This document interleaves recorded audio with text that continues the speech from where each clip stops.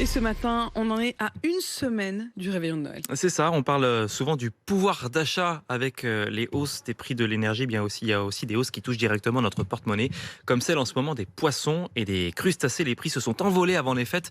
Confirmation avec Mao Becker-Granier pour RMC.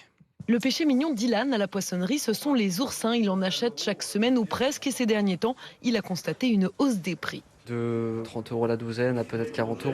Pour les fêtes, j'y vais quand même. Je suis prêt à faire un petit excès malgré tout. Alors 30,42 €. Des crustacés plus chers également. Le homard, par exemple, est à 120 € le kilo. Et les poissons augmentent aussi, ce qui désole Julien Chartrain. Le poissonnier, il tient son commerce depuis 30 ans. Vous avez des rougets, normalement, on est dans les 30-40 €. Là, on est à 50 €. Même là, 54, vous voyez, c'est incroyable, quoi.